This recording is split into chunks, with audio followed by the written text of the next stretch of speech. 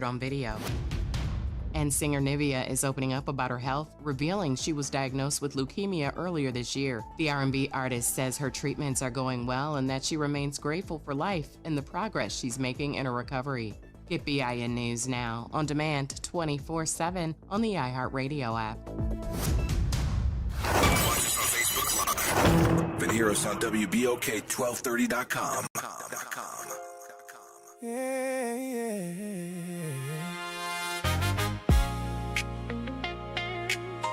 Late nights in New Orleans. Some voices entertain the city. Some voices changing. You already know who on the air tonight. Gerod. Gerard on the radio.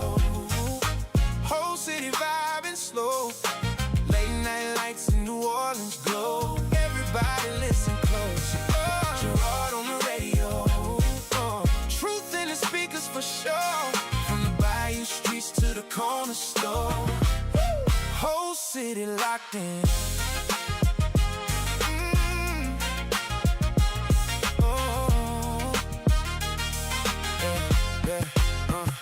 French Quarter nights with the rain coming down. Whole city talk, but the truth stay underground. Funny how the silence break whenever he speak. Certain conversations never make the TV. Voice through the speakers got the whole city tuned. Higher ups nervous every time he hit the room. Cause he say what the people been feeling for years. Bringing light to the stories they don't want us to hear. From the uptown lights to the night war pain. Every word hit different when it cut through the rain. Everybody know the truth, you never said aloud. Till Gerard hit the airwaves and it shook the whole town. And the streets keep calling through the static in the night. Every word feel different when Gerard go live. Gerard on the radio. Whole city vibing slow. Late night lights in New Orleans glow. Everybody listen close. Gerard on the radio. Truth in the speakers for sure. From the bayou streets to the corner store. Whole city locked in. Streetcars roll out of city, stay awake. Everybody got a story, everybody got a way. Funny how the phones go quiet when he name names. Funny how the pressure rise when he shift the conversation. He talk schools, streets, money disappearing. Backdoor deals that the public ain't hearing. Things get buried when the cameras don't roll, but the people tune in cause Gerard let it unfold. From the jazz in the streets to the smoke in the sky. The wall is still fighting, still holding it high. And the city feels seen every time that he speak. Cause the truth hit harder when it finally run deep. Now the whole town riding with the station on loud. Hands high while they sing every word through the crowd.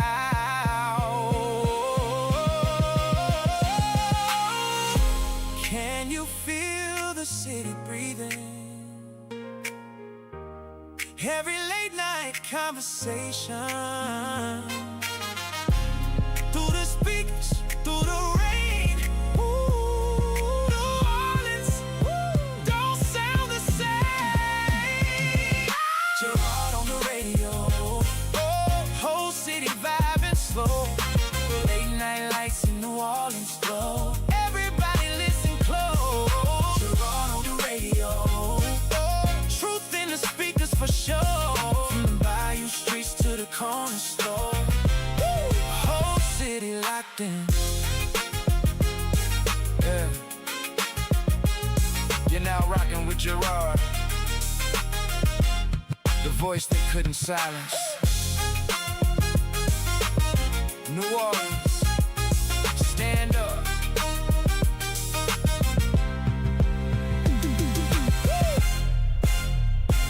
Oh, nah. What you say, good people? Welcome to Friday. It is another day in the life of the reality check, y'all. The one, the only attorney extraordinaire is in the building. That is Suzette Bagnaris.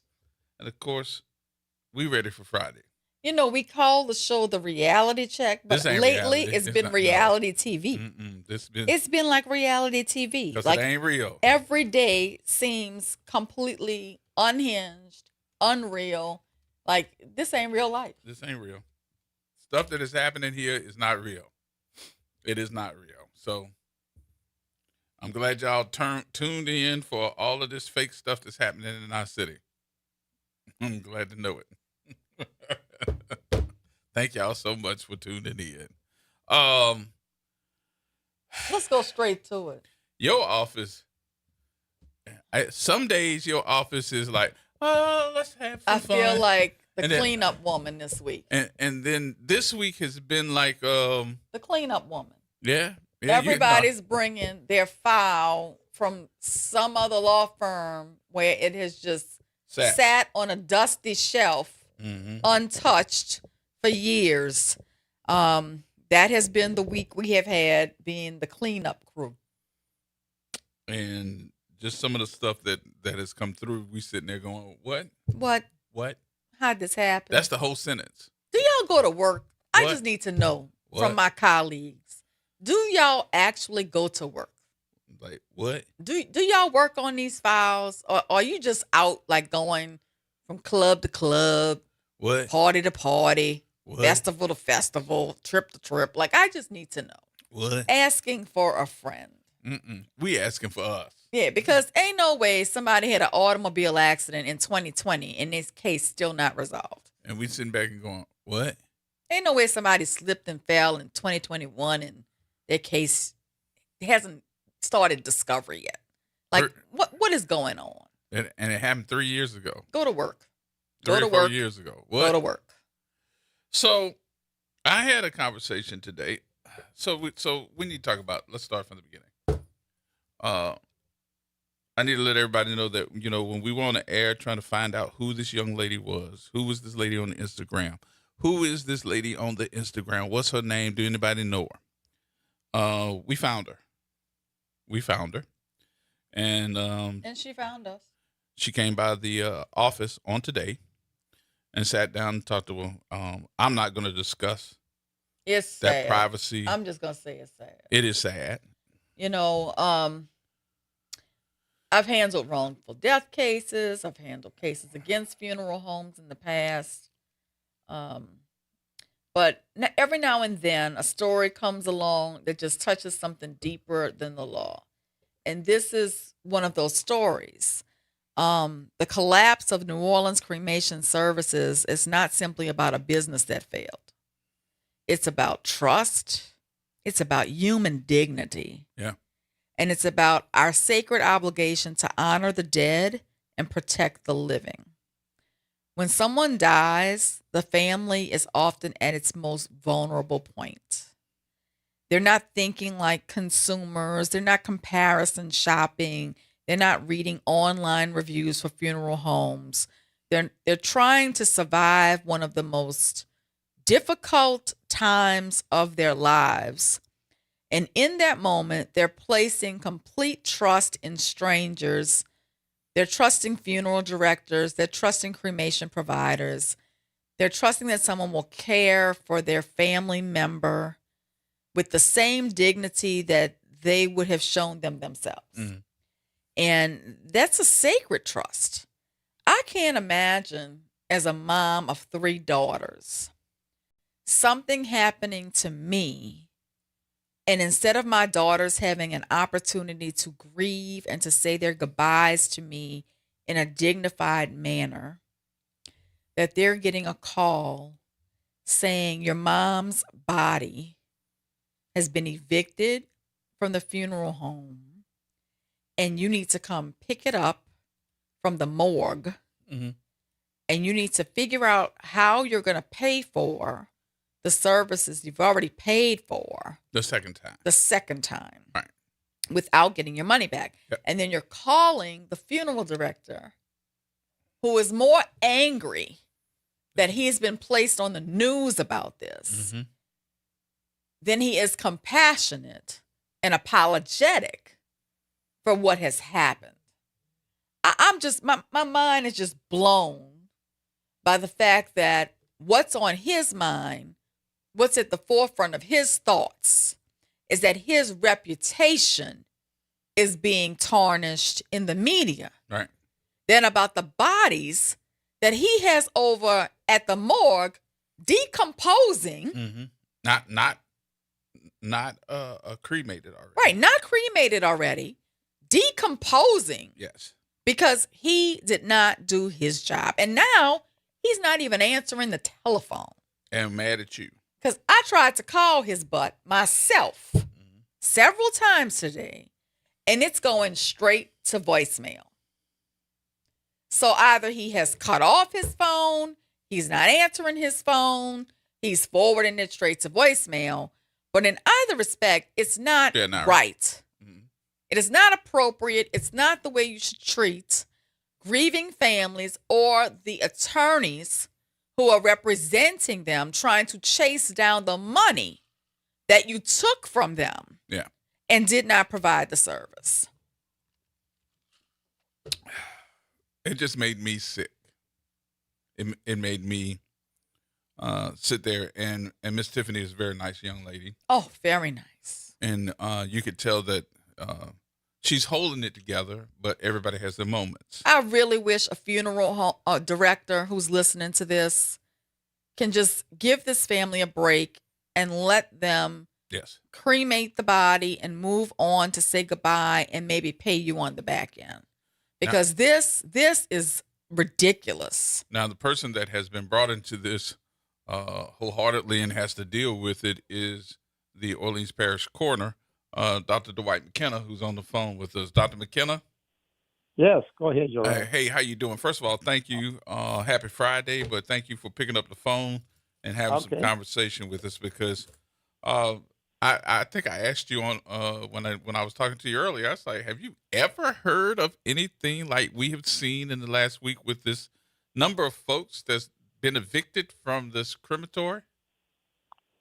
No, well, certainly I've never seen anything like it. But as I said in another interview, you learn to expect the unexpected. I mean, that's the nature of any form of medicine. When you go into your office, you don't know whether you're going to have routine or strokes, heart attacks, and a myriad of illnesses. But in this case, I mean, this is horrendous. This is certainly a problem for us. We're already short-staffed, and because of the budget cuts the city has forced us to work under. And trying to identify these bodies is not going to be easy. You can't take ashes unless there was something like a tooth or maybe something we could get some DNA from.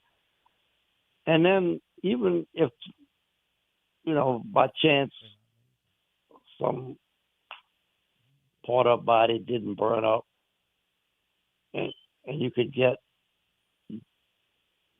you said they wouldn't get a fingerprint, but a DNA, when you talk about fingerprints and DNA, they have to be in the in some type of database. They got to be in a database, or that doesn't do you any good. So if they've never been arrested, never been fingerprinted, nobody ever did their DNA on them, that won't help us either. Dr. McKenna, am I understanding from you that these bodies are not labeled? Well, I don't want, it's an ongoing investigation. We're not 100% sure they're labeled correctly. So before you release them, you need to make sure that they are 100% who they are. First of all, before we release a body, we've got to be pretty sure that this is the remains of the next of kin who's searching for their loved one. This could be difficult under these circumstances. It depends on the bodies he had there and how deteriorated they are, and are there markings on the body that would go along with tattooing or birthmarks? something else. Birthmarks. Mm-hmm. We could try to use forensic dentistry. We could try to use fingerprinting, DNA, facial matching. So that we have a lot of things at our disposal. It depends on how deteriorated these bodies are. And we're working through it. I mean, that's all I can tell. It's not going to happen overnight. I mean, everybody wants, we've been through this before. When you find bodies on the street with no identification or anything,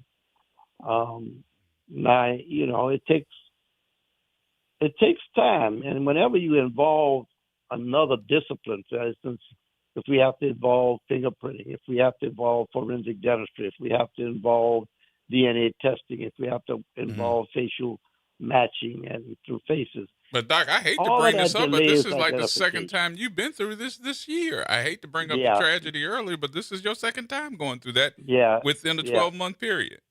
Yeah, exactly. It's a different kind of terrorism. Yes. Mm-hmm. So can the Louisiana State Board of Embalmers and Funeral Directors compel Mr. Lewis to provide you with a list of his customers so at least you'll know who you need to contact? Mm-hmm. Well, I mean, you can compel somebody to do something. That doesn't mean they're going to do it. That doesn't mean it hadn't already been done. Mm-hmm. That doesn't mean if you got cremated ashes. I know for a fact, and this is an ongoing investigation, so I don't. There's at least one other crematory that's got ashes that he never picked up. That funeral home never picked up.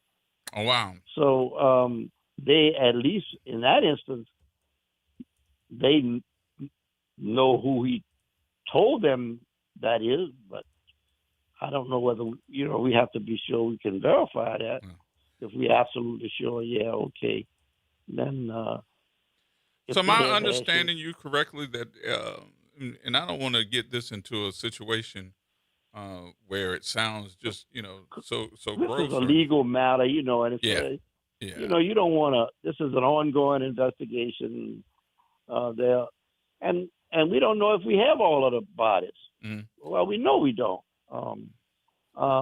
We don't know whether he had them stored other places. There's a lot. We don't have a search warrant. We only can take where they tell us go get these bodies. Okay. I mean, how many bodies we talking, Dr. McKenna, so far?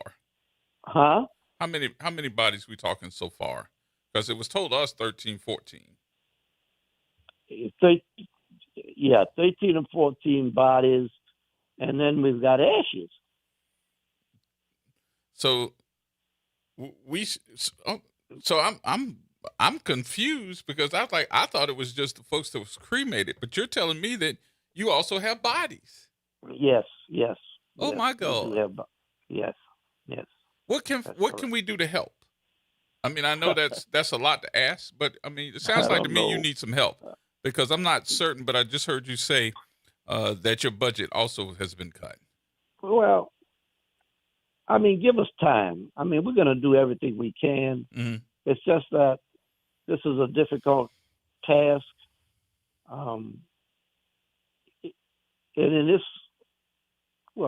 every circumstance, it's not about alacrity, but accuracy. You want to get it right. Yeah. And this is going to take time. Yeah. I mean, we were called into this unexpectedly, but be assured that we're going to give it everything we have and try to get it right. Mm-hmm. Try to work through it. But of course, it is an ongoing investigation, and to that extent, I'm not at liberty to say everything we know or don't know at this point. Right, okay. I got it. I heard you struggling. I'm not trying to prejudice a jury down the road or any investigation or any judgment that has to be rendered against a funeral home. Right. So let's talk about you for a minute. That's not my place. Okay, but let's talk about you for a minute because this is important too. Am I wrong in hearing that the issues with the building and your staff are still raising its ugly head? Yes, we've had to because our budget was cut. We're basically at a skeletal staff. Our air conditioning system still giving us problems. They've never put in a new system. As of a few days ago, the generator was down. They was missing a part. This is a city building. We don't get a piece of the millage. We are totally dependent on the largesse of the city to give us what we need. We also had another blow. The source of the money we generated was basically, until a year or so ago, was from issuing cremation certificates. Mm-hmm. The Attorney General ruled we couldn't do that anymore. We couldn't charge to issue a cremation certificate. So that took away you took from away your 90% budgeting. of our ability to generate our own funds. Oh, wow. So because, at times we can charge storage fees, but sometimes a lot of people are poor, and so sometimes I'll waive the storage fees. Mm-hmm. Are you going to have to go back in front of the? Are you going to have to go back in front of the city council and let them know, like, hey, look, this. How old is that building? That building's not old. How many times have I been there? I know that building is not that old. Time after time after time, I've been before the city council, right, asking for more staff, more investigators, lights on your vehicles, blue lights on our cars, so that our investigators can get around the city quickly and safely. Got nothing. All I can do is ask, man. I don't control the city budget. I've been before that city council time and time again. And none of that stuff that we've been talking about for the last year has been accomplished. Nothing. Zero. And then your budget got cut. And then our budget got cut. And to say, one city councilman said, well, we have other air conditioners out in other city buildings. Yeah, but you don't have dead bodies in those areas. Right. You don't have dead bodies in the police So how you keeping in the public library, in the courthouse? There are no dead bodies in there. But how you keeping those bodies then if you're getting Well, we have some air conditioning. Mm-hmm. We have some refrigeration capabilities, but no, even under the best of circumstances, bodies who are refrigerated are not frozen. We're not keeping bodies for eternity. These bodies are going to deteriorate even when we have them in our coolers. And so that's why we try to get them out. With unidentified bodies, we're obligated by law to keep them 30 days. And if nobody picks them up, then we would cremate them. We try to keep them a little longer and give people more time if they show up. Remember, we used to use Pauper's Field and just used to dig a hole in the ground and throw the bodies away. Well, of course, that would amount to just taking 4 or 5 unclaimed bodies, putting them in a body bag, digging a hole in the ground with a backhoe, and the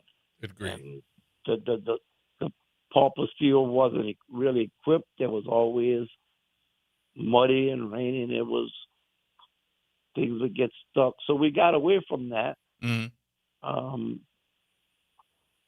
But now with our budget cuts, and I got to take a look at all of that again. And then I just don't understand how the air conditioning is out. That's a new building. Well, Air conditioning has been a constant problem, and everybody points the finger at everybody else. Well, I would think that providing AC to the coroner's It's office emergency. is more important than fixing a pothole. Right. That's an emergency. Exactly. And I've expressed that, and I've said that you can't compare fiscal needs with medical emergency needs. In the court case of the coroner's office, our needs are medical emergencies, not just fiscal emergencies. Right. So you can't compare the urgency of an air conditioning being out at the library or the courthouse or the police department or other city business, but the air conditioning being out at the coroner's office. Mm. I mean, That's- that's compared apples to oranges. Yeah. You know, Yeah.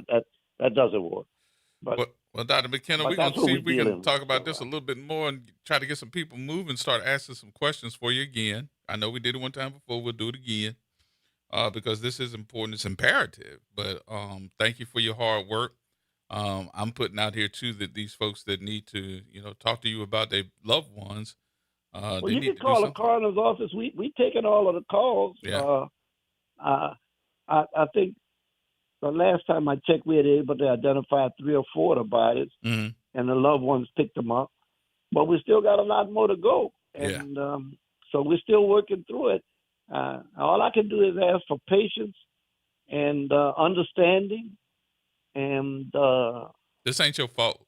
This ain't no, your fault. we So had nobody nothing to can do blame with that this. on you. So We I know you're going to get it believe me, right, though. And anybody who couches it as a coroner's problem, but sometimes the media likes to do, is, but that really is a misrepresentation of what's going on. Yeah. We were called in this to rescue a problem, Yep.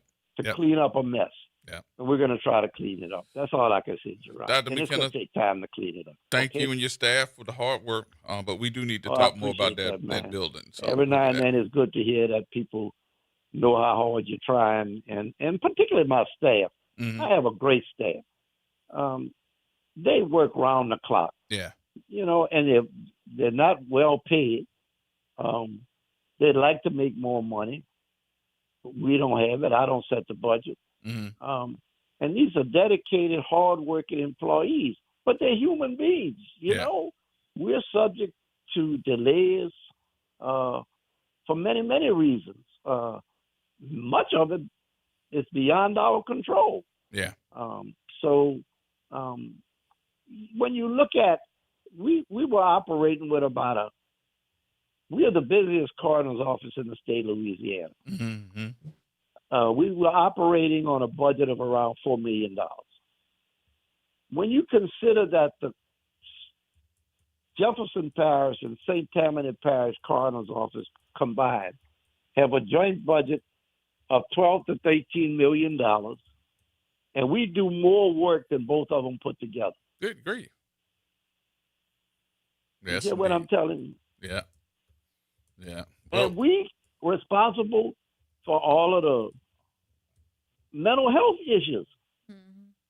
Mm-hmm. And people think we just doing homicides. We got suicide, other kinds of traumas, all of the drug death, overdoses, unidentified bodies, and people misrepresent the fact. One lady screamed and hollered, we took time, and her daughter had her cell phone with her. But what she didn't tell the public was her daughter's cell phone was encrypted. We couldn't get in it. Yeah. So it took time to, we had to do other things. Yes, she had a cell phone, but if it's got a cord on it, and we can't get in it, or the police can't get in it, then it's going to take a little more time to find out who she body is. Right. And people,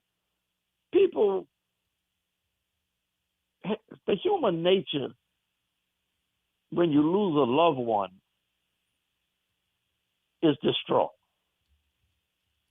And sometimes when families lose loved ones,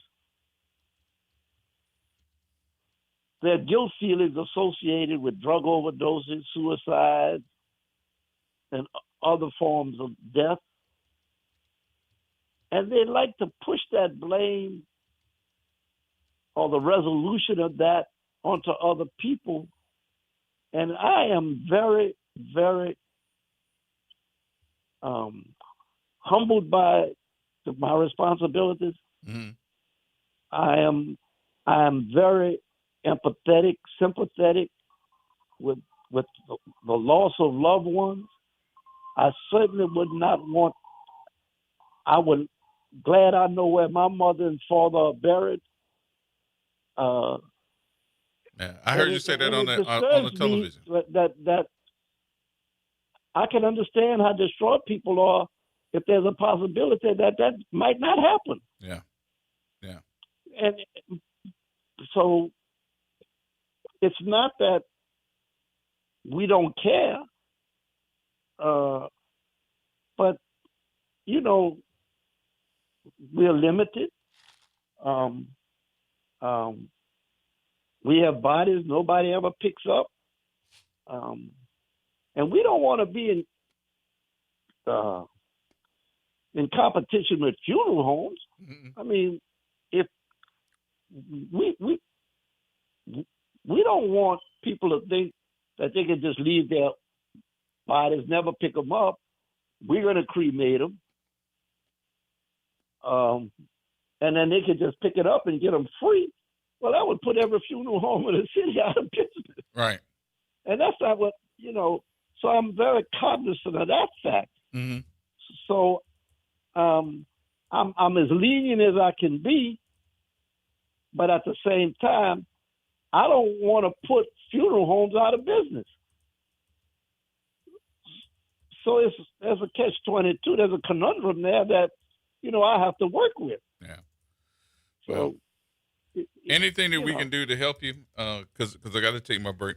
But anything we can do to help you, please let me know. Please let me know. Don't take this all by yourself, because listen, I ain't trying to tell you. As a doctor, I know your history. I know what you did during the war.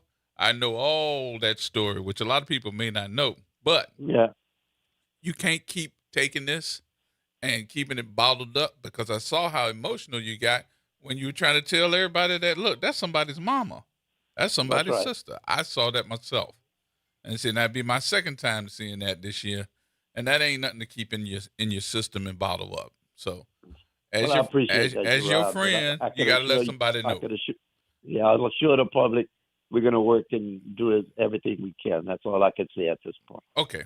I appreciate you, sir, for giving us the time. Thank you much, Dr. Kennedy. All right. Okay. All right. Bye-bye.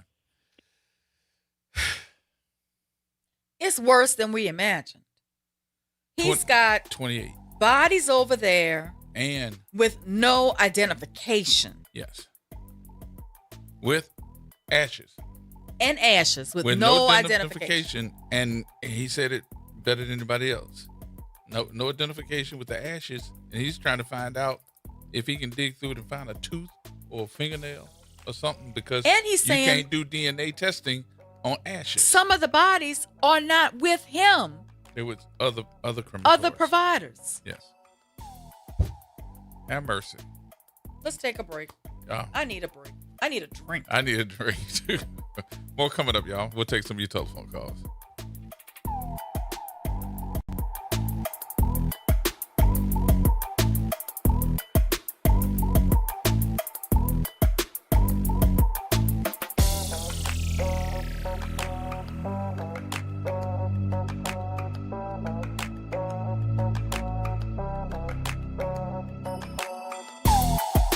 Hey everybody, it's Graylin Bryant Banks. And Kimber White Dupree. From the front porch, y'all. You know how we do. Every Monday is Movie Monday. And Tuesday is Trivia Tuesday. And y'all know we have nothing but bad cheering coming through here on Wednesday. But stick with us. On Thursday, we travel. That's right. And Friday's Free Your Mind Friday, so get your brass up. Something on your mind? Want to get it off your chest? Holla at your people. WBOK 1230 AM, the station you listen to all day long. Ladies and gentlemen, boys and girls, welcome welcome to another open enrollment update. Who do I have on the line today? Hi, you're speaking with Vanessa Scott of BSG of Louisiana. Can you tell us a little bit about what is open enrollment? The open enrollment period is for Medicare members that want to change from one plan to another. Why is open enrollment so important? Because a lot of people missed out on the annual enrollment period. So they need to have a one-on-one review. And if you have questions or concerns about your Medicare plans, what should you do? You just pick up the phone, call 504-621-3687. We even come out to your house. Zero cost to them. Get with BSG of Louisiana for your Medicare review. For church groups, senior communities, or disability organizations, call 504-621-3687. We are an independent insurance agency providing information about Medicare-related insurance plans. We are not connected or endorsed by Medicare or the U.S. government.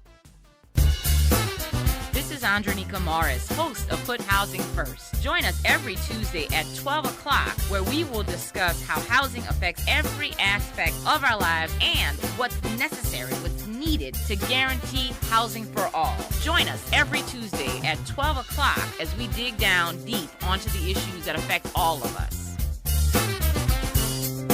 Greetings, New Orleans. It's Jamar McNeely, CEO of Inspire NOLA. Join us for our annual Inspire the City Backpack Giveaway on Saturday, July 25th, beginning at 10 a.m. at McDonough 35 Senior High School.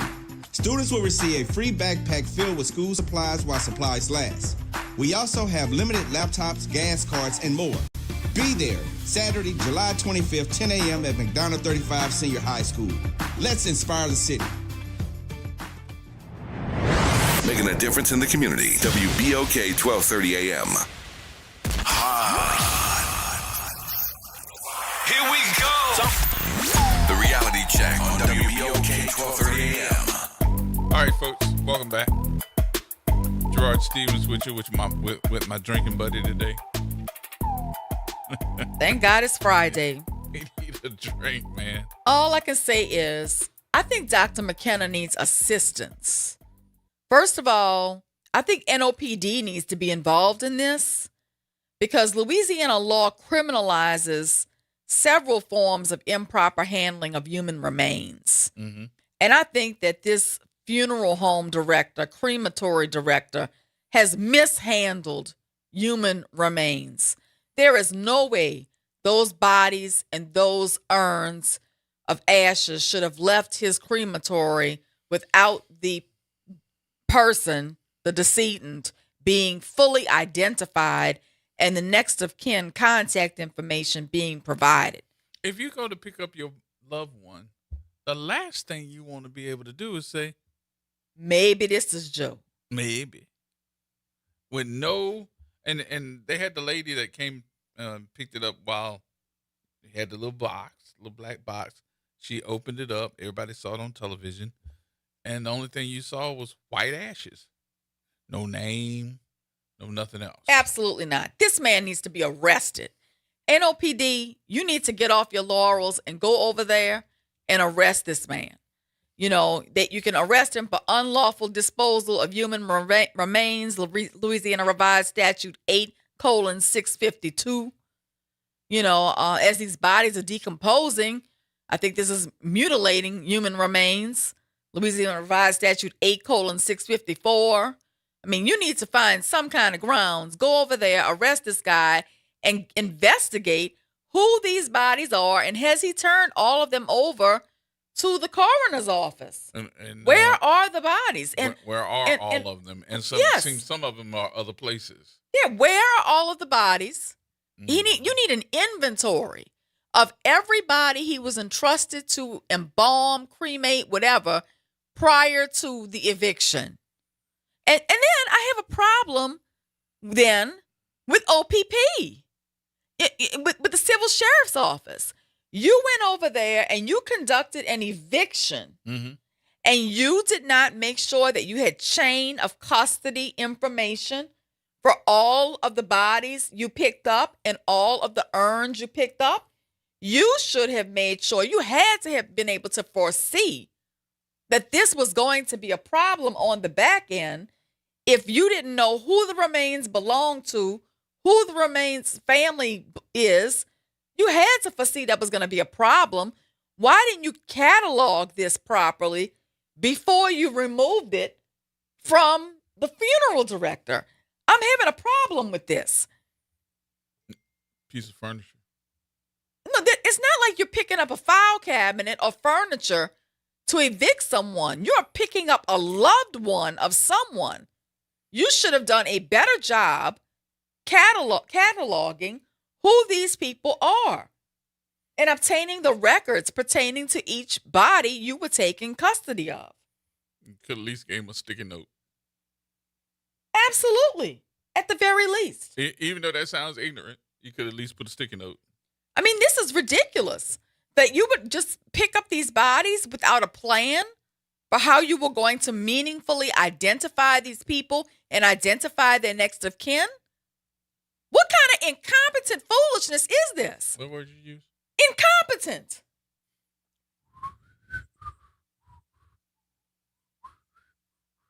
It's negligence on the part of Gary Lewis in New Orleans crematory, but it's also negligence, in my opinion, on the part of the sheriff's office and how they executed this eviction. Somebody is responsible for this. I mean, this is not the way things are supposed to go. These people deserve better. Their families deserve better. Human dignity is being ignored. What about our sacred obligation to honor the dead and protect the living? I mean, this is not just a bad business transaction. This is far more. But this is, I mean, in a legal mind, you would think that this would be handled better because of the preservation of someone's loved one. And it's just like, to me, when I'm hearing, and what you heard from Dr. McKenna, I'm not using his words exactly, but it sounds like that these folks were just thrown to the side. And, oh, well, good luck, crapshoot on you identifying who they are. And to hear that this is not folks that were just cremated. These are folks' bodies. That he took money from to cremate and did not. Right. Now, let me make myself clear. This ain't the only person that we talked to. No. About this issue. We've talked to more than one person about this issue. So we're not just making speculation. We're definitely going by what was told to us by these folks. And this, in some sense, in my opinion, and I think that you're there too, is criminal. Yeah, and where is the Louisiana State Board of Embalmers and Funeral Directors in this? I don't think they know the story. I mean, I'm going to contact them today when I leave here because they're supposed to regulate the licensing and the discipline of funeral directors, embalmers, and funeral establishments. Where are they in this? Why aren't they making this negligent business owner identify these bodies and reimburse these families for the monies that he took from them wrongfully and didn't provide the services? I mean, who is holding this man accountable? That's what I'm showing. For those that are watching, I was just showing Suzette. This is what they delivered to these people. I want to get down to it. That's it. A bag. A bag. A bag inside of a plastic box. Yes.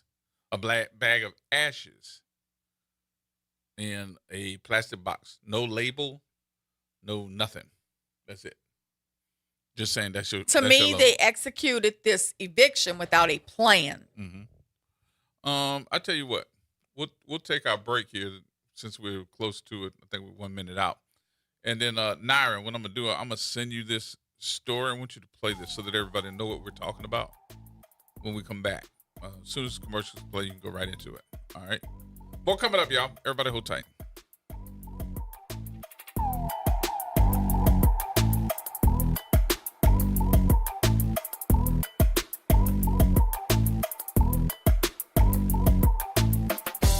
New Orleans never sleeps, and neither does WBOK. Now, every voice, every moment, and every show is in your pocket. Search WBOK Media wherever you get podcasts. Download, share, rate us 5 stars. Because when you support us, you amplify Black voices and the New Orleans culture. This is The Law in Your Legacy. I'm attorney Pete Hamilton. I'm attorney Ryan Hamilton. Comparing the cost of will, successions, and trust. A will might only be a few $100s, but your family could end up paying more in legal fees. Trust costs more upfront, but saves time, stress, and potentially thousands. Think of it as paying a little now to avoid a big bill later. Smart planning means big savings for your family. This is not legal advice. That's just a tip brought to you by Liberty Bank and Trust. For more information, go to libertybank.net or contact us at 504-915-5016. Did you hear the news? Dr. Clark's 101 The Living Classroom has a new time. Catch us now every Wednesday at noon. Same program, same great conversations. Just a new time. So catch Dr. Clark's 101 The Living Classroom this Wednesday and every Wednesday only on WBOK. What New Orleans is talking about. WBOK. Listen now on WBOK1230.com. Here we go. The Reality Check on WBOK 1230 AM.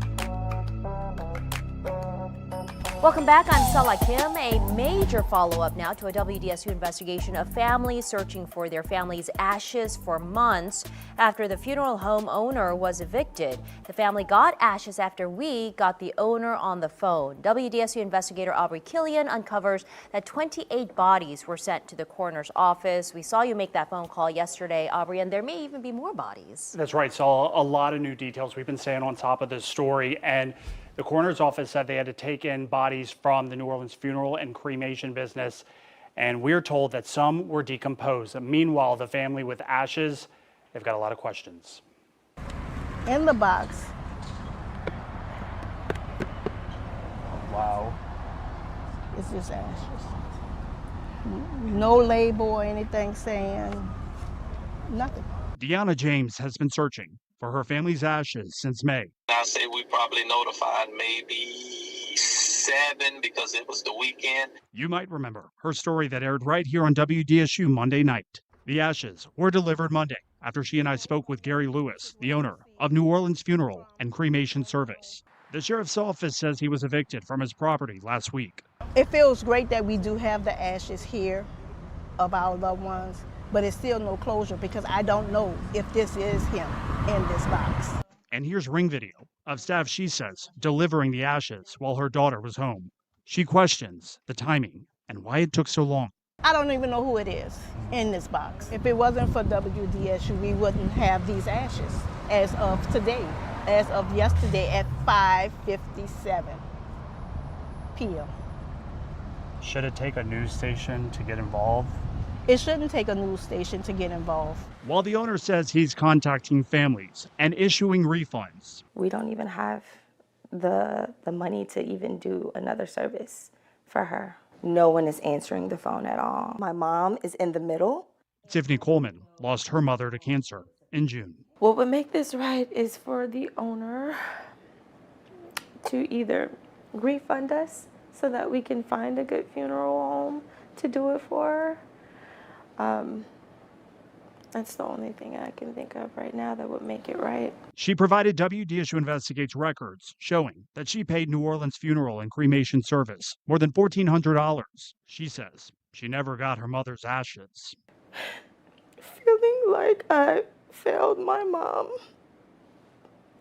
because it was me that chose the funeral home. It was me that, and I wanted it to be better for her. Coleman says she's tried to reach out to the owner and had no luck. She prays that he hears this story and makes it right. It's very hard thinking about that.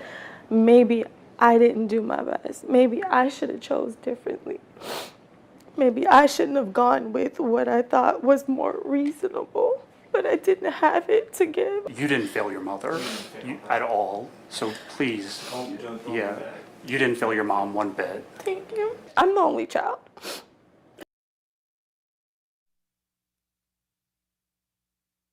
We there? Okay. So,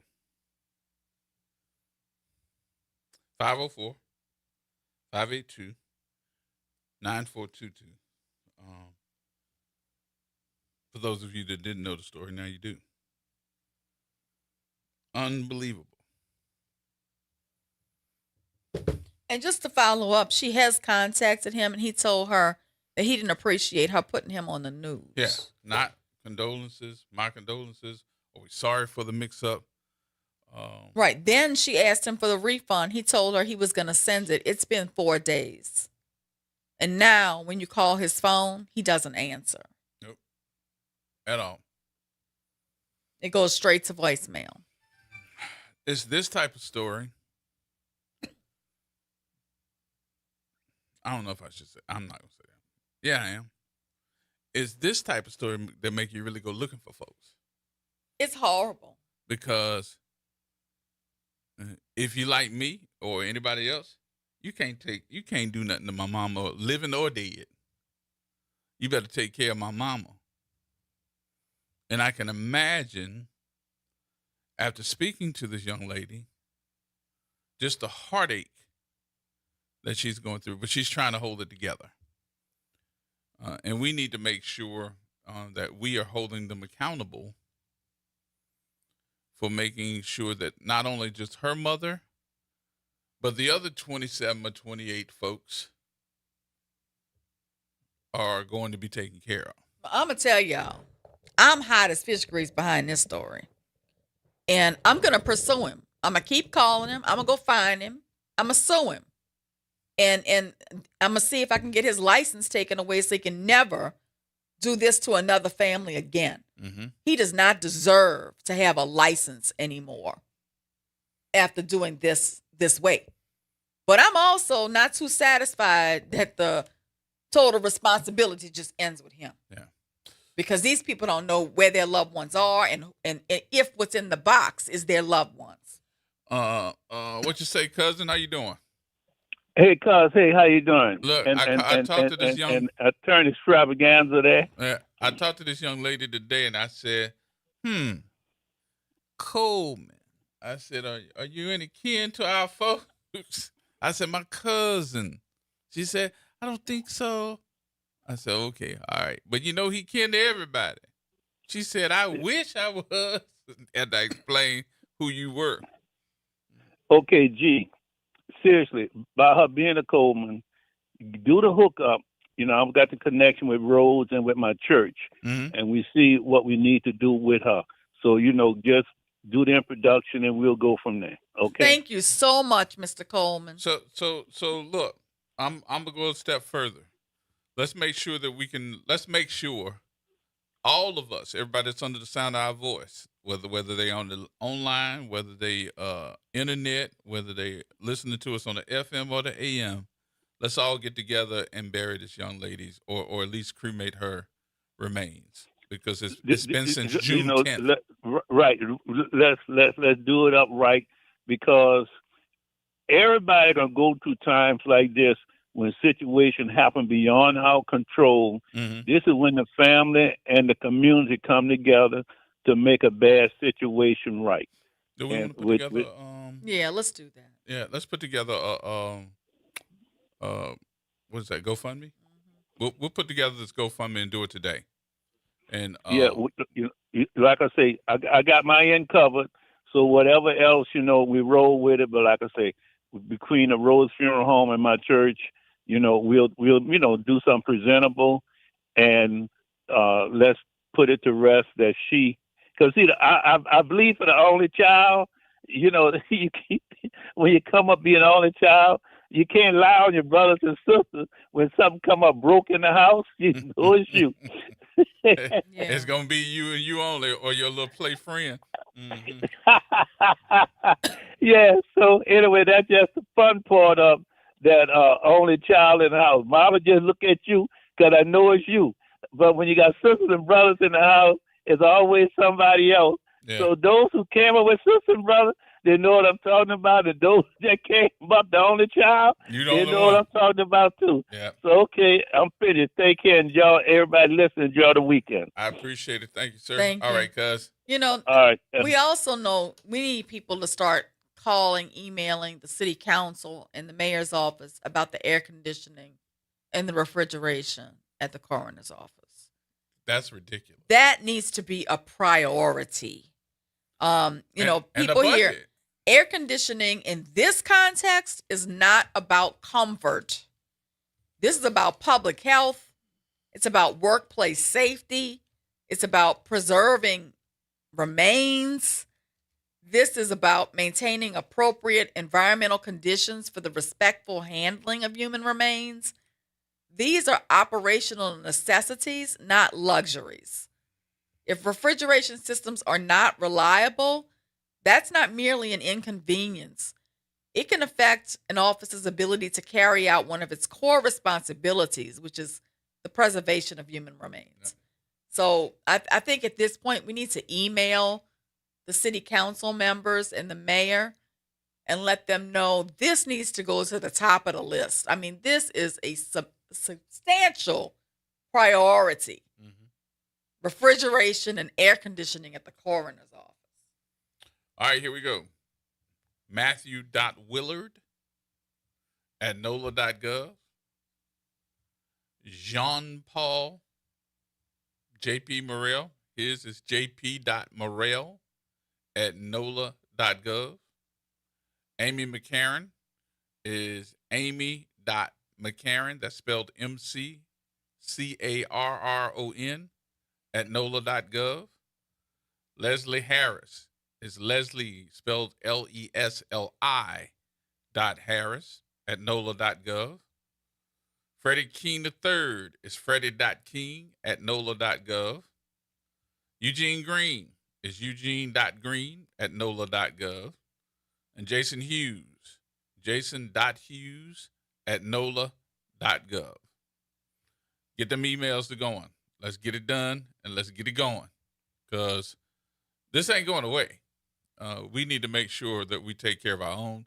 And y'all always calling me and calling Suzette and saying, we need to make sure we take care of our own. Okay. Put your money where your mouth is. We're going to start up this GoFundMe today. Yeah, definitely.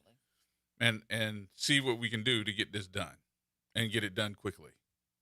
And I'm not talking about raising no $7,000, $10,000, $15,000. I'm talking about raising enough money so that we can get this cremation done.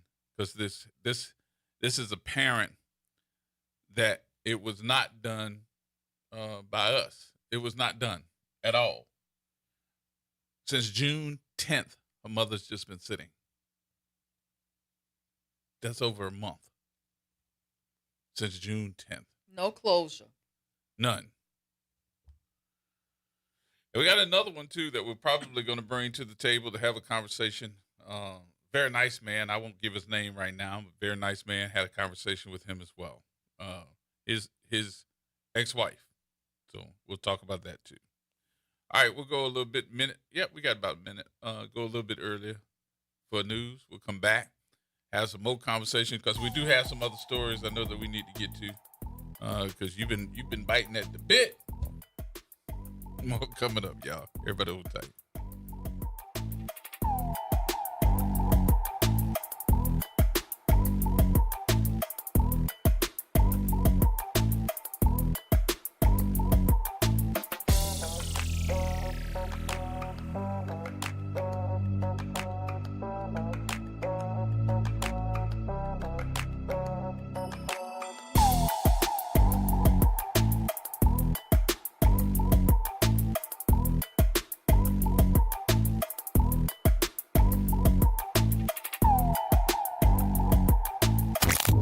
Campus of Xavier University. WBOK Go and Equity Media Station. I'm Bree Wood with BIN News Now. A Queens community gathered to honor Army Sergeant Angel Rampersad, one of the American service members killed in the conflict with Iran. Rampersad's mother remembers her 28-year-old daughter. She fought for this country and she died for this country, and I am a mother that is highly proud of her. She is remembered as a hero with plans underway to rename her block in Ozone Park in her honor. Several people were injured after a police pursuit that began in Indiana ended in a crash on Chicago's far south side. Authorities say 4 people, including 2 children, were hurt when the fleeing SUV collided with another vehicle. And health officials say more than 11,000 cases of cyclosporiasis have been reported nationwide, with 41 states affected. The CDC continues monitoring the outbreak while investigators traced one multi-state cluster to contaminated iceberg lettuce. Get BIN News now, on demand, 24/7 on the iHeartRadio app.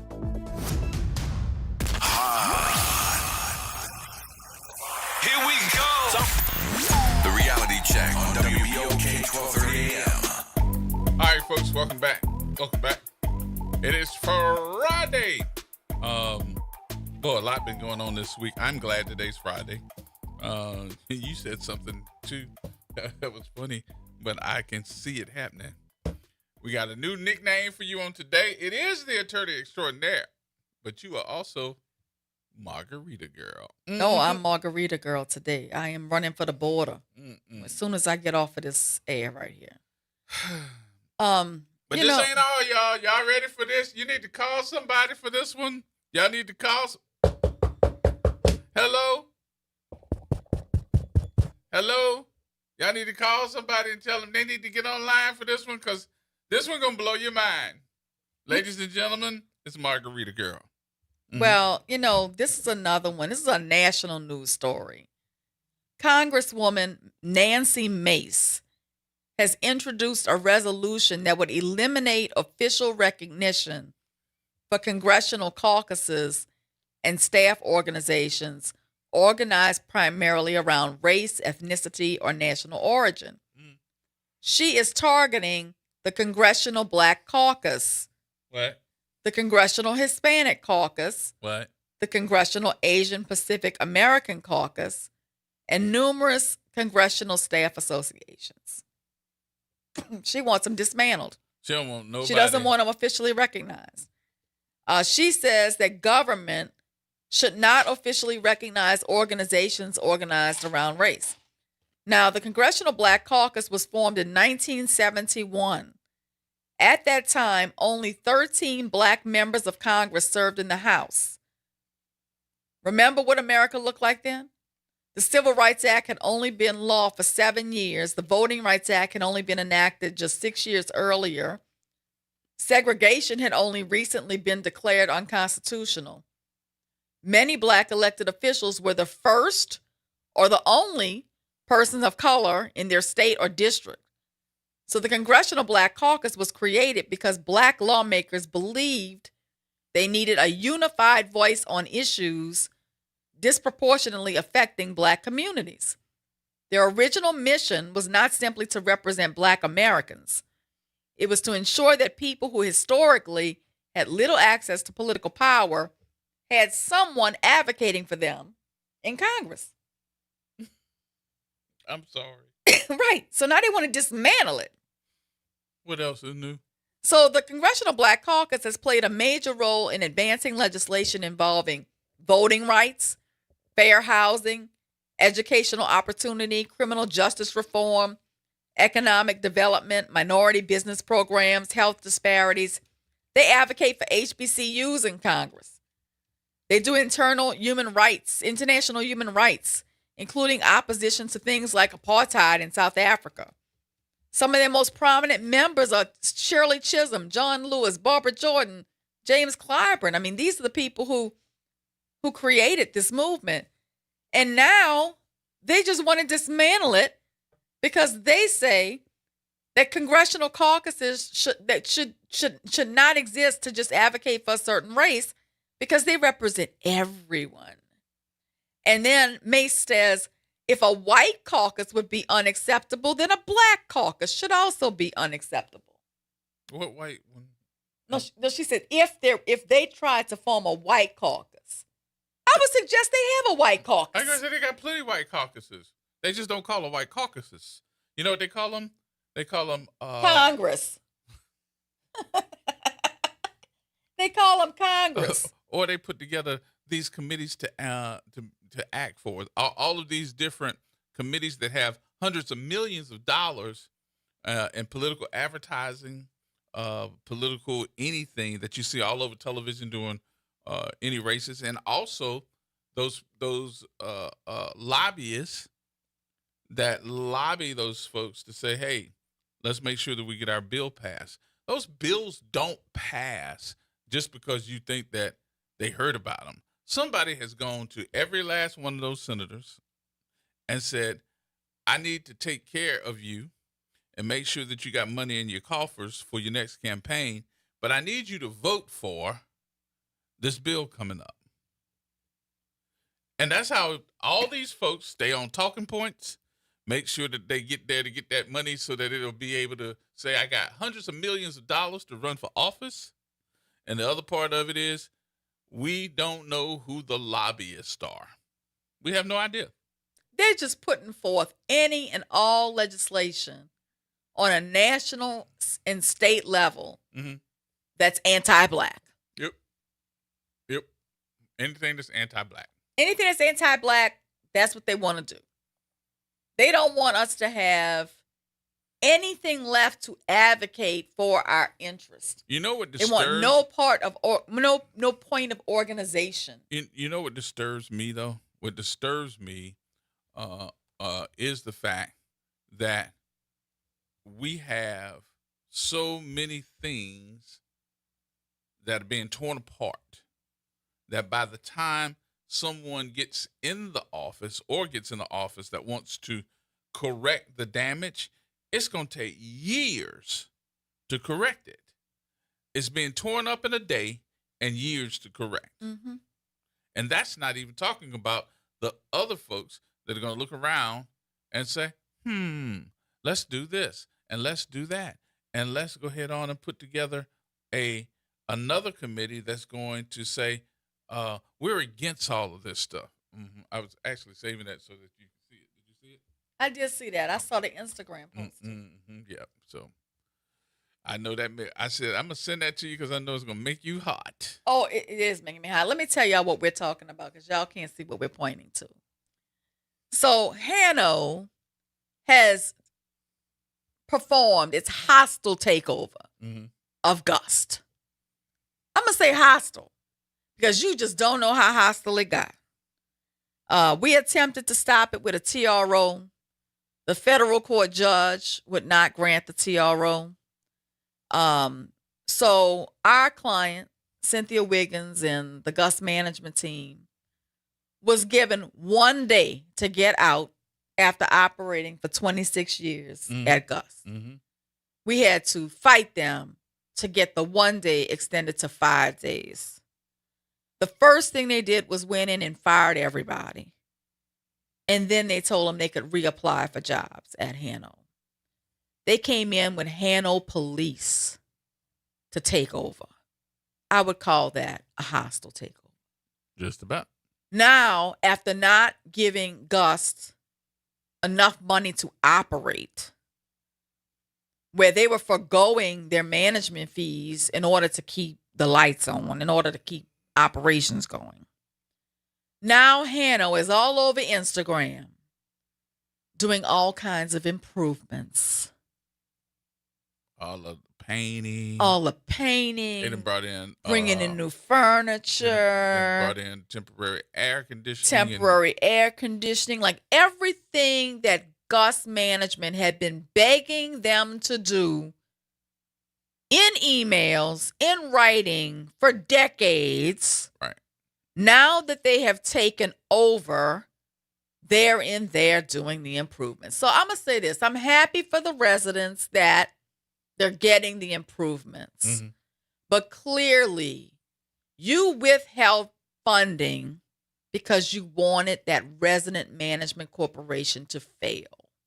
And the proof is in the pudding that once you took it over in a hostile takeover, you started making all the improvements that they had been begging you for decades. Yep. God doesn't sleep. Yep. All right, Donald. Yeah, y'all was talking about the politician. Man senator got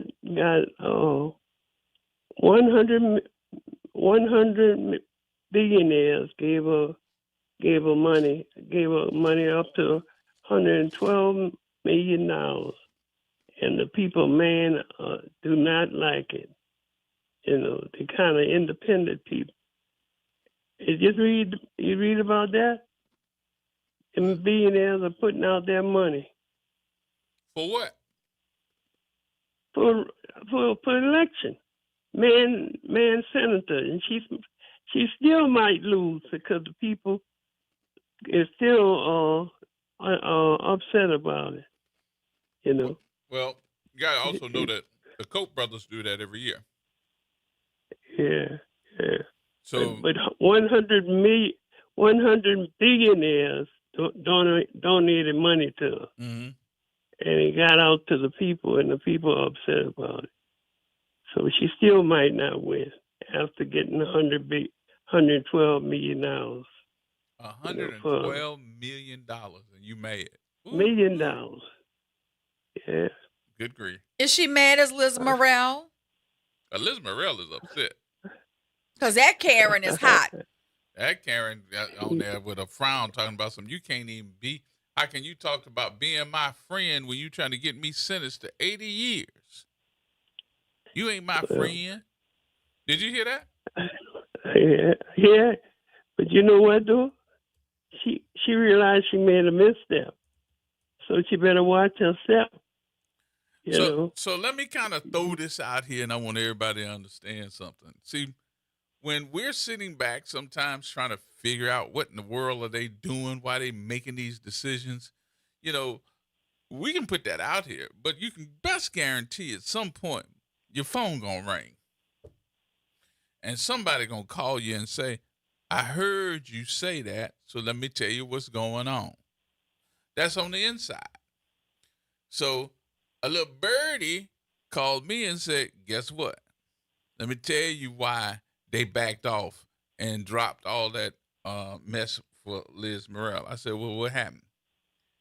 And said that Lil Clandry called on his daddy and had Trump to call the wannabes or all them folks to tell them in the New Orleans City Council and the mayor and the district attorney that if you didn't drop it and you let Liz go, I'm going to take back all your federal funding from this city, which is over $187 million. I'm going to pull it, and I'm going to pull it quick, fast, and in a hurry. Well, you know, they extended the time to get rid of that money from the storm. You know, they had all that money to fix the streets, and they had a lot of that money. Yeah, that was a part of the $2 billion. But that ain't what I'm talking about. I'm talking about your yearly federal funding. I'm going to pull it, and I'm going to pull it quickly. Y'all better drop all that stuff against my girl, Liz Morrell. And the next thing you know, it's dropped. Yeah. So it looked like your governor called on his daddy to fix this problem. Now, why does it look that way to me? Because I wasn't there. I wasn't part of the telephone call. But look how they acting on the microphone now. Somebody got the chest out.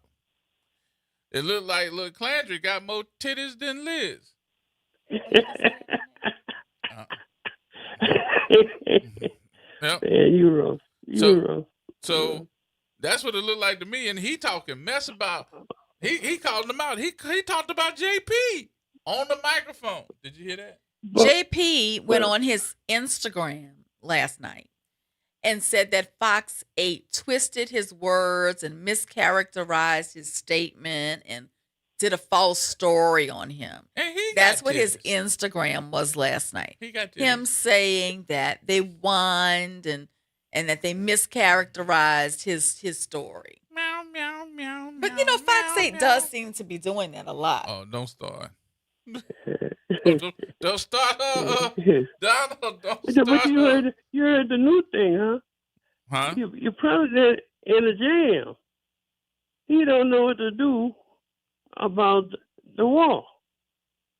Oh, what to do about the war? Yeah, because they're telling them that we're gonna put this bill back up again to get your War Powers Act changed.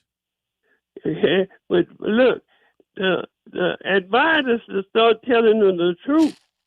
You know, he got to do something. And he don't know what to do.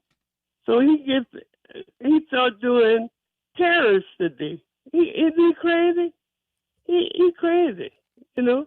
Yeah. Somebody's gonna get a lawsuit because they already told him he can't do no terrorists. That the terrorists got to come from Congress. Congress. You know, so somebody's gonna file another suit about him doing terrorists. You know, but he under pressure because he don't know what to do, and he passed, and his little boy passed a bill in the House, but it can't get through the Senate. Yes, indeed. Ain't that funny? Cause he attached that bill so he can just walk into people voting, trying to find out, move the,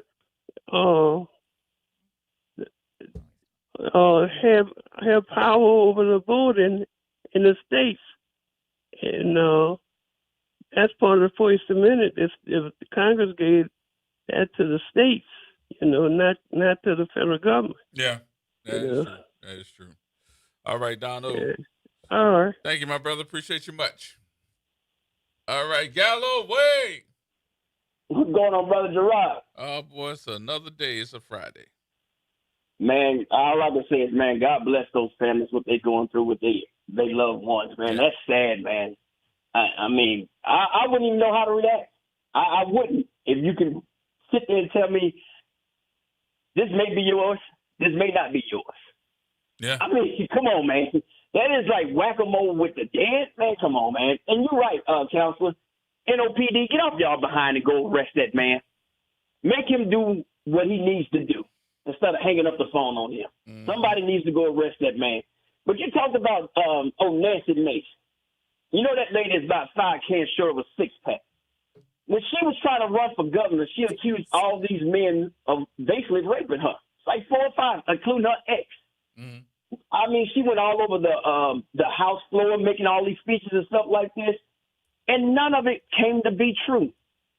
Nobody's ever been brought to charges with on this rape charges and all this other stuff that she claimed and all this. They laid it crazy. But it's not enough for them to gerrymander, racial gerrymander every southern state. Because South Carolina and Georgia, after this election, y'all going to be just like Louisiana. They're afraid that people are going to get out and vote if you do this racial gerrymandering before the midterm. But after the election, it's over. They have taken black people who actually earned the Medal of Honor and moved their photos. General Davis moved his photo, the first black 4-star general. These folks are literally trying to erase history. Now, Black Caucus, CBC, y'all know you and I have a horrible love-hate relationship. Y'all better get off y'all behind and motivate your people, because Democrats, y'all going to fumble this bag in this election, which should be an easy election. You got an unpopular war. You got the economy is in shambles. Price of everything is through the roof. And y'all still cannot defeat some of these horrible candidates. Right now, you got people having to decide, am I going to turn my air conditioner on? Because if I do, I'm not going to be able to afford a $500 bill. And y'all still can't win? I don't know what to tell folks, man, but get off y'all behind it, folks. Because if you don't, if Donald Trump is not stopped at this midterm, either one of the houses got to flip. If not, this man is really going forward. Look what he just did. Those 4 service members that lost their life, you know they took them off the death row because they said that this was during peacetime, so it's not considered a combat death. They fighting in a combat zone in a hostile situation. You shooting at them, they shooting back at you. Oh, this is a peacetime, so they don't account as dying in combat. I hear these people who are fighting for us over in Iraq and Iran, they are on foods, like they can't eat. They're having food insecurity issues over there. They're sitting ducks. If anybody's ever been to Kuwait, like I have been, Camp Arab John, Ali Salim, and Camp Berry, it's a big tent city. There's no hardened structures to save you from any of those attacks, those kamikaze drones, those ICBM, the intercontinental missiles and stuff. They wasn't built for that. But our military shouldn't be suffering with food insecurity while they're, protecting us. Look who's the commander in chief. He's a 5-time draft dodger. Look at the Secretary of War, Pete Hegseth. You know, this man was kicked off the National Guard presidential detail for Joe Biden because of his racist views, his ties to white nationalism. So you think that these people really care about these folks eating? No, they don't care. I know it's rough over there in Kuwait. Trust me. You'd rather go up into Iraq than sit in Kuwait because it's only supposed to be a transit hub. You only supposed to stay there no more than 2 weeks. They got these folks been staying over there for months. And the food supply chain, come on, are you really going to put your ships on the high seas dealing with these crazy people over there? God bless America.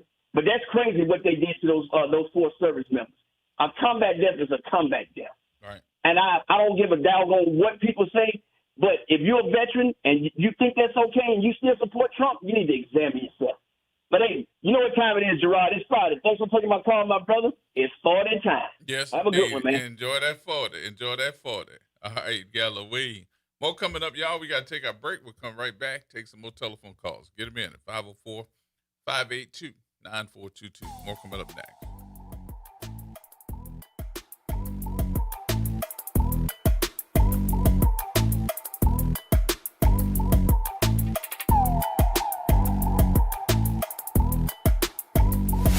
The Top with Norman Robinson on WBOK 1230 AM.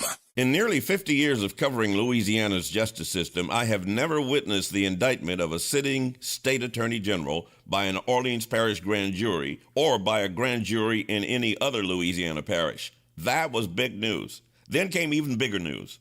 All of the charges were dropped by the special prosecutor assigned to oversee the case. Former Judge Lori White, the special prosecutor, says she dropped the indictment against State Attorney General Liz Murrill because New Orleans Mayor Helena Moreno and other city officials urged her to do so to ease tensions between the city and state. The mayor offered a peace sign asking Governor Jeff Landry to meet so they could resolve their differences. Landry said no, not until the city gets things in order. Requesting that the AG charges be dropped was another peace sign.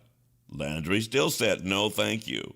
Landry and Murrill have no interest in being friends with New Orleans leaders. I understand not wanting to be friends with people who you think want you to be put behind bars for 80 years. The circumstances and the players are different, but what we have here is the latest chapter in a long history of the bruising political wars between the state and the city. It's not good for the city or the state. Who knows how this latest drama will play out? What matters is whether this legal grudge match helps citizens who want leaders who will improve their quality of life. Now, this unfortunate drama is damaging our state, our city, our judiciary, and our chances for more economic development. It boils down to this. It's a cartoon with characters bashing each other, and it's not funny. We deserve better. This is Norman Robinson, Off the Top. Hello, friend. Tavis Smiley here with a special announcement. You can catch my show at a new time. Weekdays from 1 p.m. to 4 p.m. Same great topics, same great guests, same great conversations, just a little earlier in the day. It's Tavis Smiley, weekdays 1 to 4 p.m. only on WBOK 1230 a.m. What New Orleans is talking about. This is The Law and Your Legacy. I'm attorney Pete Hamilton. I'm attorney Ryan Hamilton. Losing a loved one is tough enough. Do you really want your family dealing with court battles and paperwork on top of it? Whether you choose a will or a trust, think ahead. Take care of your family. Let them focus on healing instead of headaches. This is not legal advice. That's just a tip brought to you by Liberty Bank and Trust. For more information, go to libertybank.net or contact us at 504-915-5016. Well, Saints of God, this is Pastor David Impartan Sr. coming to you over the airways of WBOK, your favorite host of Change Your Water, Change Your Mind. I want to invite you to our show every Saturday from 1 o'clock to 2 o'clock p.m. That's Change Your Water, Change Your Mind. I want you to invite your family and friends to a broadcast that's designed to change your life, the way you think, the way you act, and what you eat. We want you to tune in every Saturday at 1 o'clock, WBOK 1230 a.m. See you on Saturday. Greetings, New Orleans. It's Jamar McNeely, CEO of Inspire NOLA. Join us for our annual Inspire the City Backpack Giveaway on Saturday, July 25th, beginning at 10 a.m. at McDonough 35 Senior High School. Students will receive a free backpack filled with school supplies while supplies last. We also have limited laptops, gas cards, and more. Be there Saturday, July 25th, 10 a.m. at McDonough 35 Senior High School. Let's inspire the city.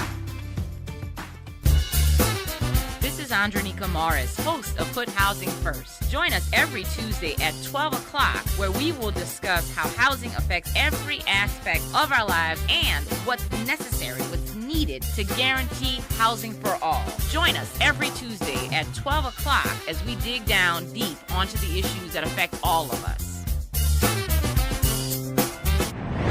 Making a difference in the community. WBOK 1230 AM. Here we go. The reality check on WBOK 1230 AM. All right, folks, welcome back. Welcome back here. What you say, Rono? Hey, Gerod, how you doing? Good, doctor. How you doing?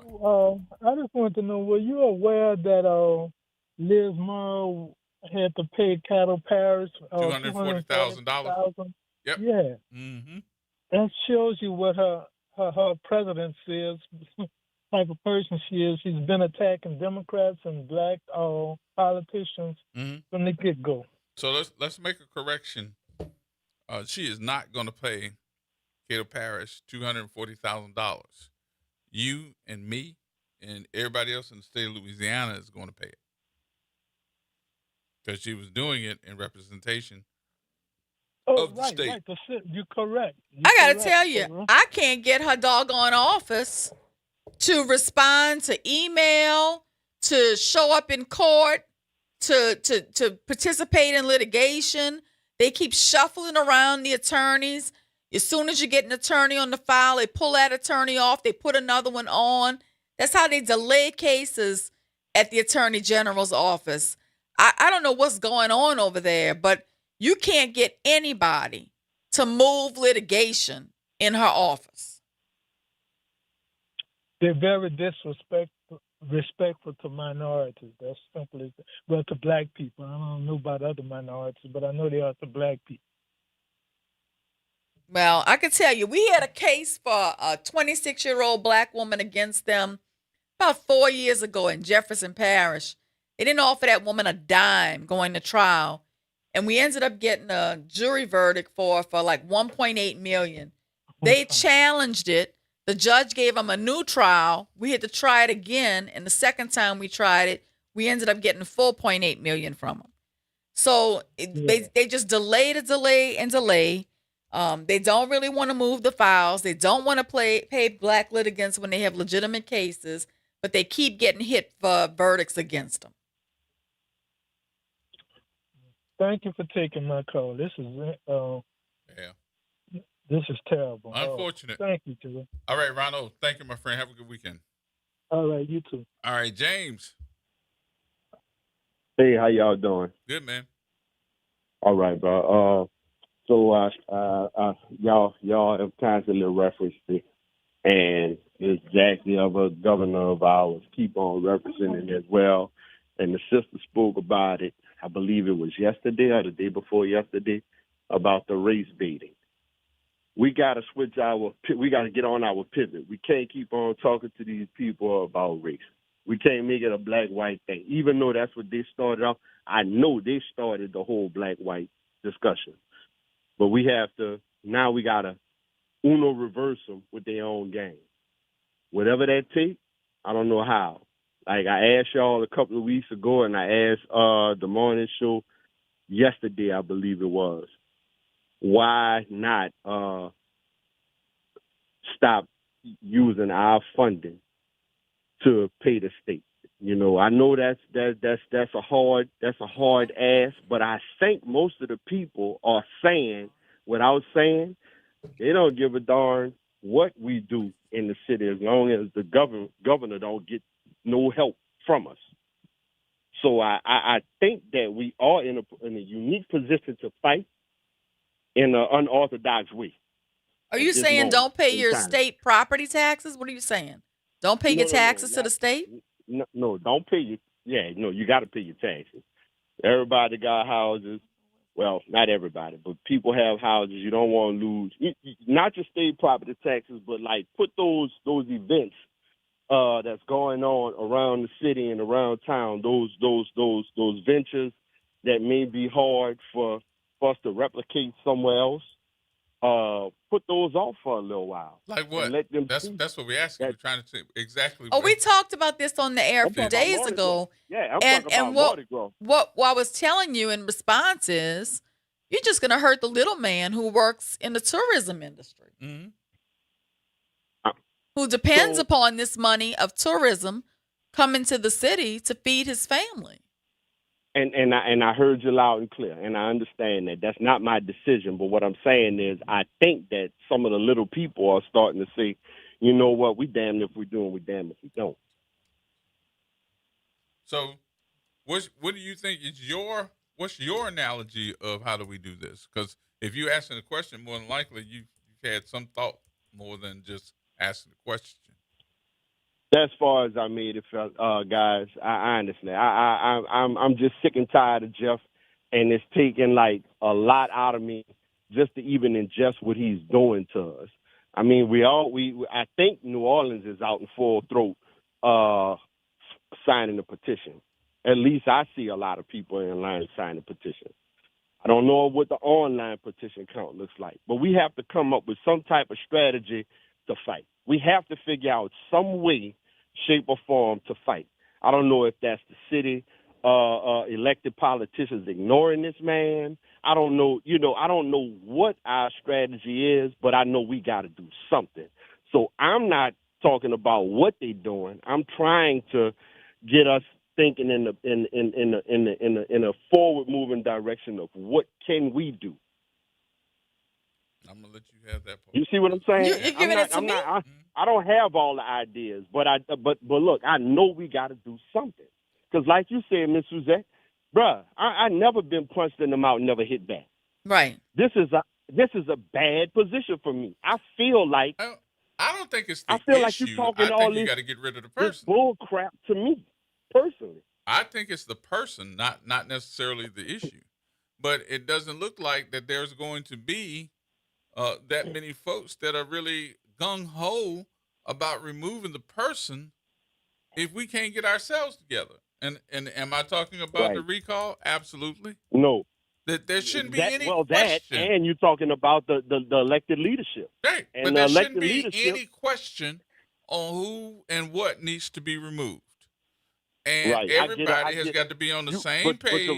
You got to be on the same page. Hold on, let me finish. You asked a question. I'm trying to answer your question. Everybody's got to be on the same page. Right. On how to get rid of. I get on here, bro, and I said, anybody, just like we put you in, we could. I brought you in this world. I could take you out. But our leadership in this, as far as who's saying what, let's get the recall going, they got infighting going on. How you gonna fight when your city leadership is folding? Right. Right. As a practical matter, the city of New Orleans could make policy decisions that reduce its attractiveness as a tourist destination. But it legally can't stop bringing tourism in simply to harm the state. There are legal, economic, and political restraints. The city of New Orleans has authority over many local matters, including permitting festivals and special events. We could stop issuing permits, but that would have to come from City Hall. We could regulate short-term rentals to not allow, the use for these big festivals.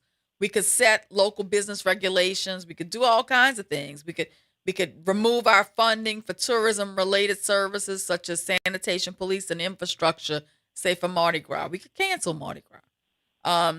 There's things that we can do, but the city cannot simply close the French Quarter to tourists or cancel major events that are governed by contracts or independent organizations without legal consequences. We can't refuse to enforce state law. We can't use municipal power solely to injure the state's economy. That's the reality. But reducing tourism will likely hurt New Orleanians first. Tourism supports everybody who works in the hotels, the restaurants, the musicians, the bartenders, the tour guides, the retail businesses, the taxi and rideshare drivers, convention workers, and thousands of small businesses. So we would be hurting New Orleanians in order to try to get a lick back at a multimillionaire, at Jeff Landry or Liz Muriel, who are both multimillionaires. They don't give a damn that the man who makes $17 an hour or $16 an hour is gonna hurt in New Orleans because we're trying to prove a point to them. Those people don't even need the jobs they have. They want the jobs they have. Both of them are independently wealthy. They could both retire tomorrow.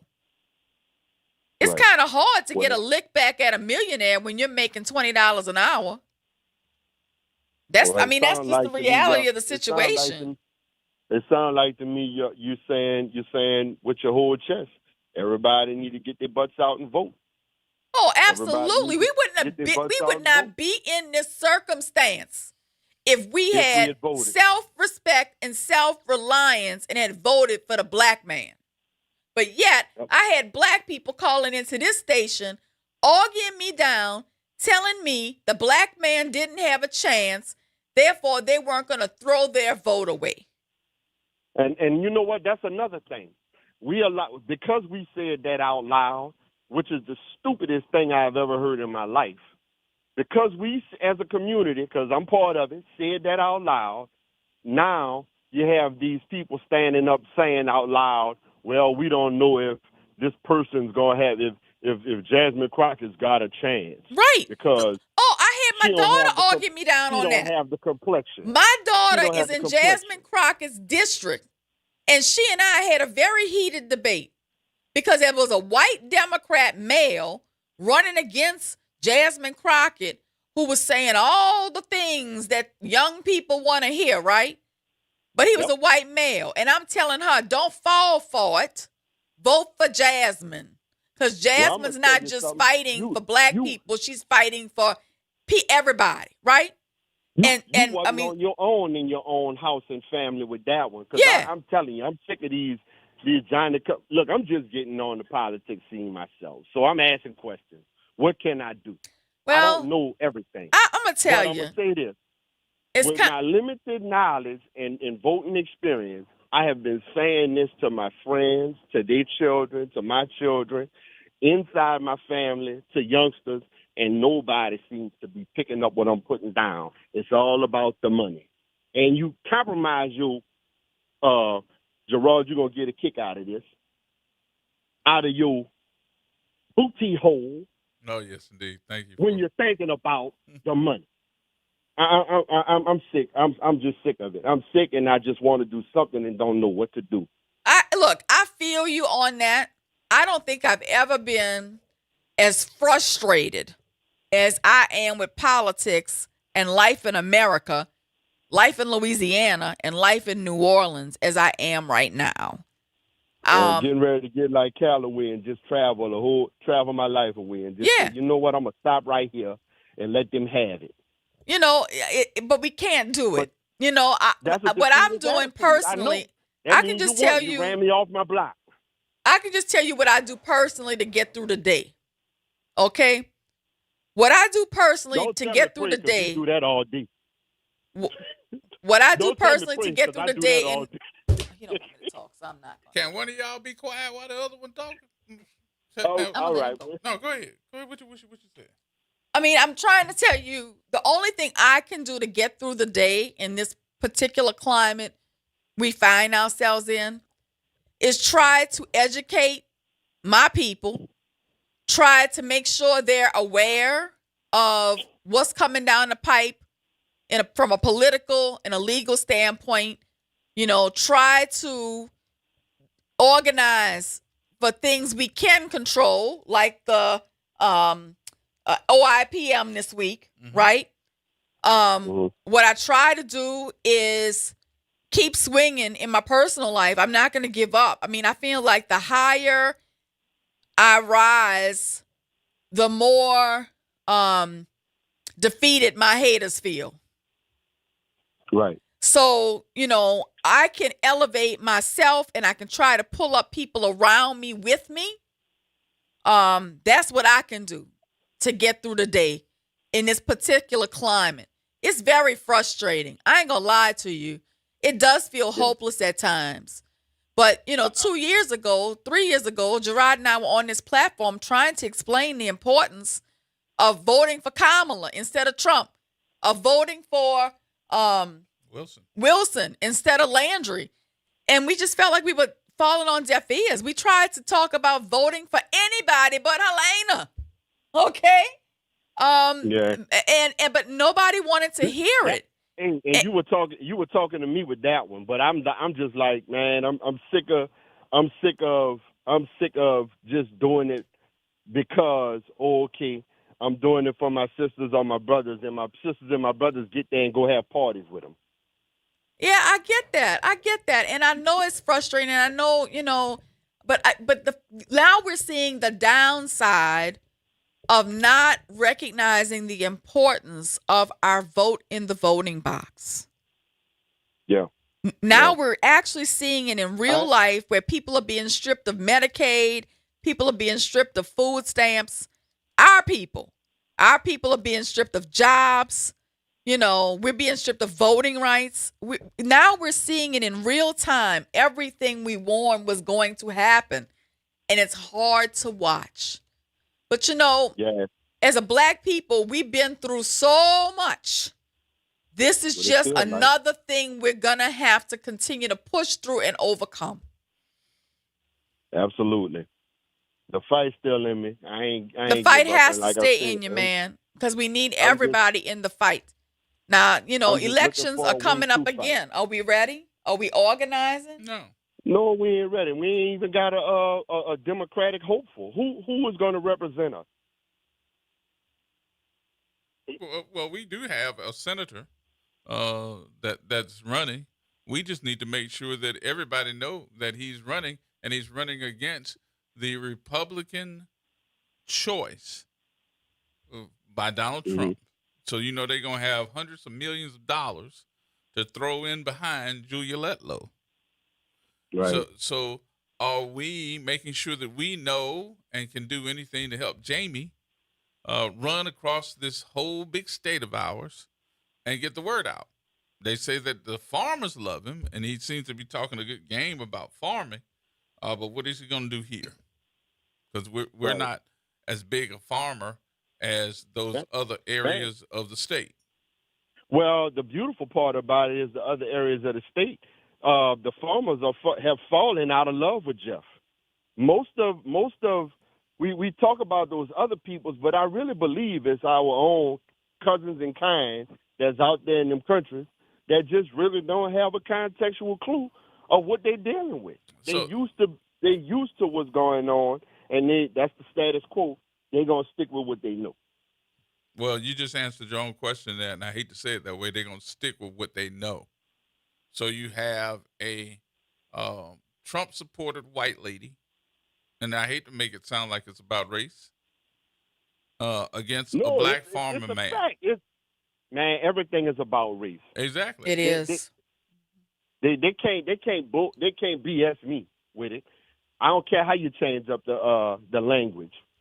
Now all you're doing is you making excuses behind the system you created. I sent a video to Gerard, I guess 2 nights ago. It was done 60 years ago by Muhammad Ali. And Muhammad Ali was asked by a white reporter, why do you have a problem with white people? And Ali responded and he said, I don't have a problem with white people, but I know who they are. He said, and there are some good white people. Yes, you saw it too. He said there may be 10,000 snakes and they're coming at me. And 1,000 of those snakes won't harm me at all. But there's 9,000 of them that are going to harm me. So do I leave the door open and let all the snakes in and hope that the 1,000 who mean me harm don't hurt me? Mm-hmm. Or do I keep the door closed so I don't get bit at all? Now, he said that 60 years ago. Yep. Well, they figured out a way to get that agenda and spin that narrative nationwide. And now you got our youngsters sitting around, thinking, oh, man, racism dead. Racism over. They ain't racist no more. We had a black president. I hear young black males and females say that. Right, we ain't had a black It's president in, so 15, 16 years? So they need to come up and get with those current issues. So, all right, James, we got to take a break, man. All right, bro. Thank y'all for listening to me vent, bro. All right, bro. Y'all have a good weekend. All right, more coming up, y'all. I feel that young man's despair. I feel it.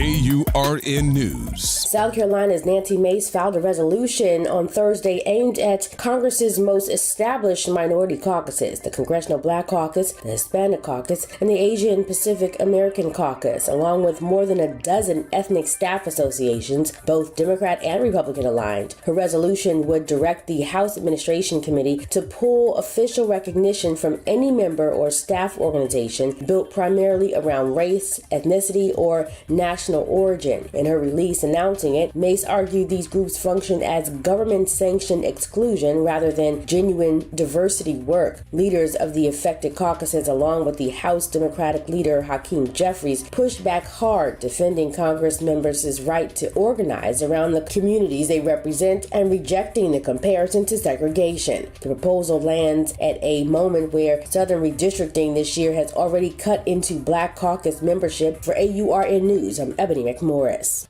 Norman Robinson is back. Can you hear me now? And he's taking no prisoners. Can you hear me now? Each weekday, Norman Robinson brings you commentary with Off the Top. The incident was shocking, disturbing, disgusting, disappointing, and sad. Each weekday, Off the Top with Norman Robinson is heard exclusively right here. It's Off the Top with Norman Robinson on WBOK 1230 AM. We are the rhythm of the streets. The flavor in every dish.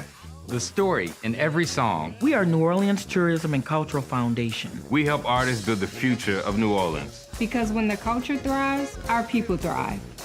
Every note, every brushstroke, every dish is a door opening new possibilities for those who carry our traditions forward. And when we open that door, the whole city moves forward. For New Orleans Tourism and Cultural Foundation, culture is our open door. If someone asks, Yeah! let them know you listen to WBOK. Here we go. The reality check on WBOK 1230 AM. All right, folks. It's hard listening to our young people lose hope. Yeah. But, unfortunately, we really tried to dedicate a ton of shows to Project 2025, what this Republican agenda was going to be, what Trump and the Heritage Foundation had in mind for the country, and what they were going to implement on the state level. And they are implementing it in real time. We couldn't get people to understand. One by one. One by one. And we couldn't get people to understand that this was going to be very dark days for Black people, for lower economic populations, for the middle class, because they were about a white, Christian, evangelical, multi-million-dollar, billion-dollar population. And they didn't care about anybody else. And males as well. They're not about women. We really tried to convey that message, and we failed. We did not get the message across in order to get people to do the right thing and come out in droves and vote for Kamala and vote for Wilson. And here we are, to vote for Royce or vote for Oliver. And here we are. Now we are where we are, and we have to figure out how to keep moving in a positive direction survive our current circumstances and overcome the current obstacles. And I think it's going to take a grassroots effort. I don't think the help is coming from our elected leaders. Help. Yeah, it's not going to come from them. We're going to have to do it ourselves. You know, we try to do it every day. When I say we, I mean you and me. From these seats and through our legal advocacy at the law firm. Mm-hmm. Everybody's got to try to figure out what their contribution is, what their purpose is to help us move forward. Everybody has some kind of talent or skill that they can use to better the lives of their family, their friends, their community, and the community at large. Oh, I'm speaking of something. I don't want to leave here without putting this in to talking about it today, because this is going to also end up being a conversation that is going to be big for this part of our city.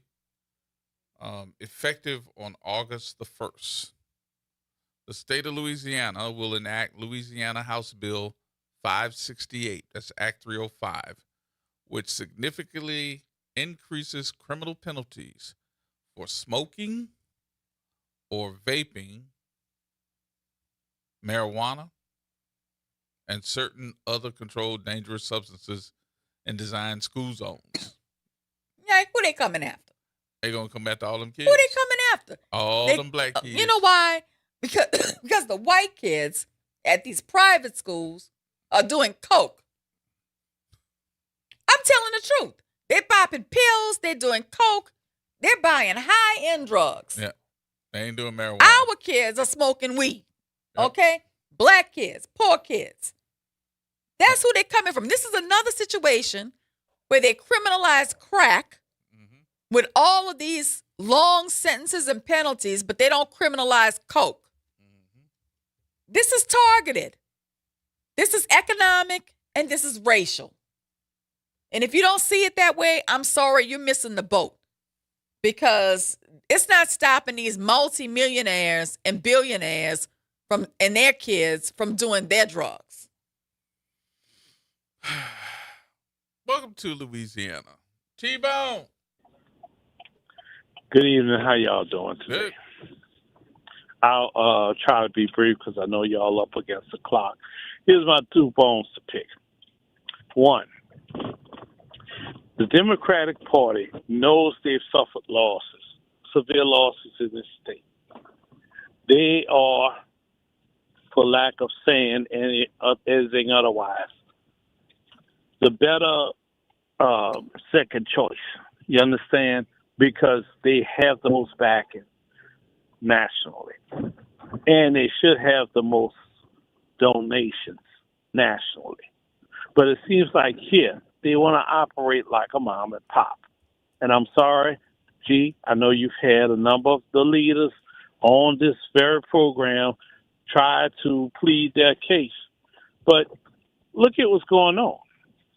You have a race coming up with a black candidate that's come from out of nowhere, a Democrat, and has a chance to go up and represent. I don't hear his name being yelled as much as I hear the one that was backed by Trump. Mm-hmm. You understand? Mm-hmm. Here's my second bone to pick. If we as a community are not going to support the Democratic candidate, who are we going to support? Stop going off of just name alone, because Republicans can flood the market with their name all day long. But it doesn't mean that they're necessarily the candidate for you.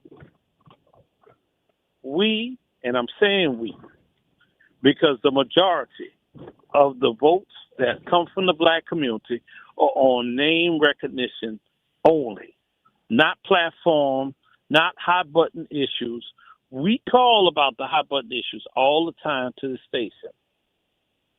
What will it take for those voters that only know name recognition to understand who's the better candidate that they should be voting for. How do we get through to you? See, I'm saying how do we, because I'm an informed voter. I'm an independent voter. I don't vote party. I never did. Well, at one point I did vote Democrat, but I came to realize they did not really lobby for my vote. They took it for granted, quite frankly, and they're still taking it for granted.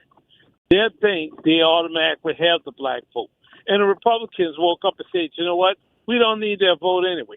We have enough people vote for Trump, so we're going to just cater to them. And anything that Trump says, we're going to cater to him. That's how we're going to keep in office. That's how we're going to keep our votes. But all it takes is for a whiff of what he don't like, and he's up against you in his own party. He has no loyalty. So if he has no loyalty to the party he represents, why would you be loyal to the party that he's with? Why? It used to be back in the day we could rely upon our alphabet soup organizations like Bold and Sold and all that. And Premier Tips, which my uncle ran. Right, to vet candidates for us and present good candidates and help to train and educate and rise up good leaders. Nowadays, I'm kind of distrustful of the alphabet soup recommendations because it appears that these politicians are in a clique and they just supporting one another.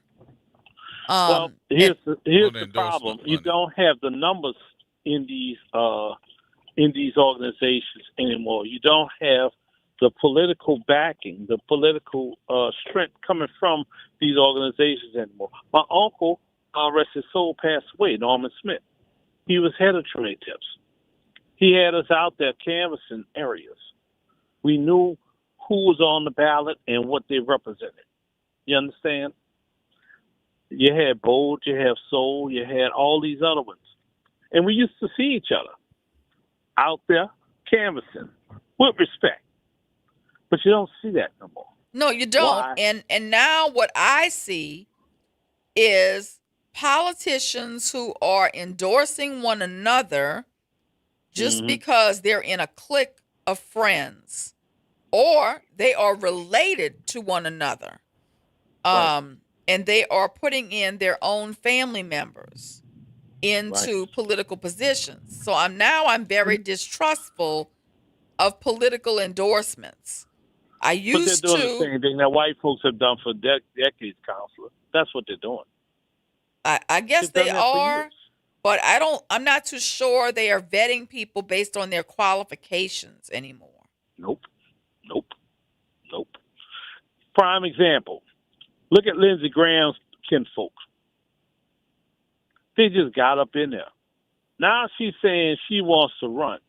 On what platform? Dear tell. Right. I'll let y'all examine that one another time. Yeah. But look, I didn't say about 2 bits. I ain't going to keep y'all. Go have a couple of drinks. I'm about to get my brew on, too. Peace. Enjoy y'all weekend. You too. You too. All right, y'all. All right, that's going to wrap it up for us. We appreciate everybody for being a part of the conversation on today. We'll be back next week for As the Reality Check Turns. Yeah, as it turns. Doom, doom, doom. Oh, I'm sorry. What you doing the weekend? I am resting. I am not doing anything this weekend, but I know you are going out of town, so safe travels to you. Thank you very much. I will see y'all on Monday, though. Y'all have a good weekend. We'll see you later.